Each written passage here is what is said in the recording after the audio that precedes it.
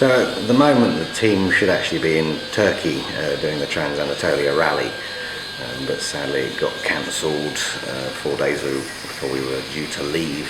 The main sponsor pulled out on the Monday morning. They'd spent till Wednesday seeing if they could figure their financial problems out and make it carry on. So they told us on the Wednesday that it was actually cancelled. On the Thursday they then got hold of us again and said, hold your horses, it might be back on, give us till Friday lunchtime to let you know. Friday lunchtime came and went. I couldn't risk going to Turkey, either on the move there or actually arriving there and then another problem happening, so we had to call it then. It's gutting, you know, it was the perfect event for us as in the time of year, the distance, the rally, the terrain, going as the team we're taking to Dakar.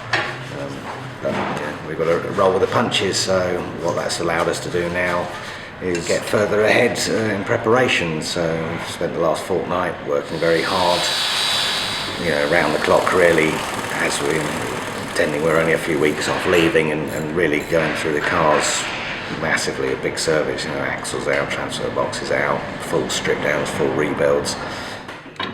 The second car, because we haven't gone to Turkey now, has actually gone straight to the garage, and that's ahead of time as well. That wasn't due to go for about another 2 months yet. So within these few weeks as well, we've had lots of the team come and go. We've had a couple of working weekends, or one working weekend last weekend. I also had Barney with me for a whole week working through. I was teaching what I could to him about the cars. Same with Baz, who's going to be in the T4 truck, teaching him about that.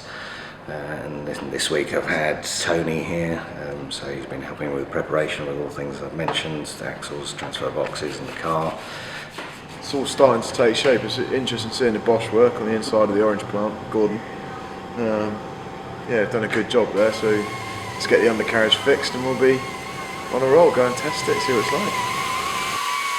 like. And also what we're doing at the moment is we've had one car fitted with all the latest Bosch motorsport electronics, and Tim Hare, who's one of the team members, has been here refining the controls.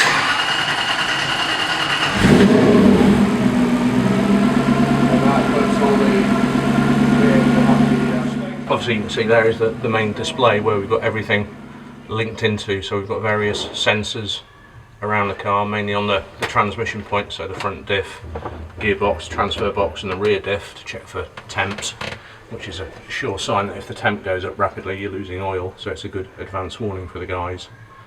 As I said before, what we decided to do this year was a pretty much complete rewire in behind here, which we'll have a look at later, is the power, what we call the power box, which basically replaces all the fuses, all the relays and everything else, which the old display, the old dashboard is somewhere over there. You can see just what a mess it was beforehand.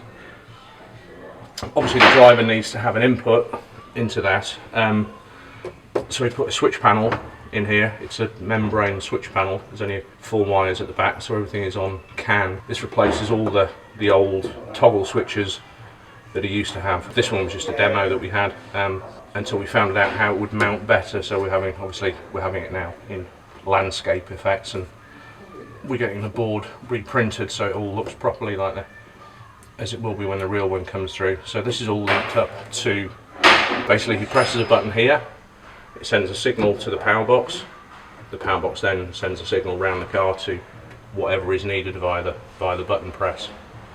Certain alarms obviously will come through there up onto the display, so he knows when he's pressed something, such as like the lights and the fog lights. And the beauty of this is that you can link up multiple features onto a single switch. So you've got what we call a stage mode, so it will turn the map light on, the marker lights for the identification for the vehicle, the fans will be on full, whereas before you'd obviously have to have 3 or 4 different switches at the same time.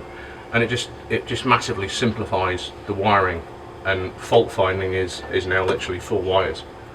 So this is Ben's, which is fairly standard. Tony's obviously is slightly more bespoke because of his specific requirements for the clutch. We've got special sensors on the clutch that will tell him if he's riding the clutch, obviously with his foot.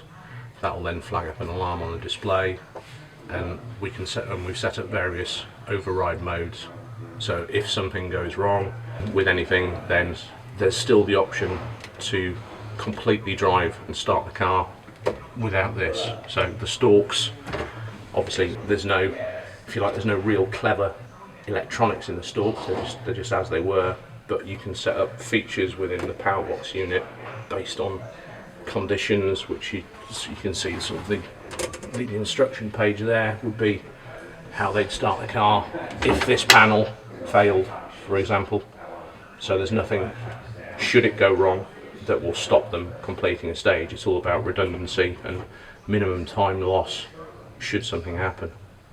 So again, we're using the time at the moment to really push ahead and put ourselves a couple of months now from where we would have been.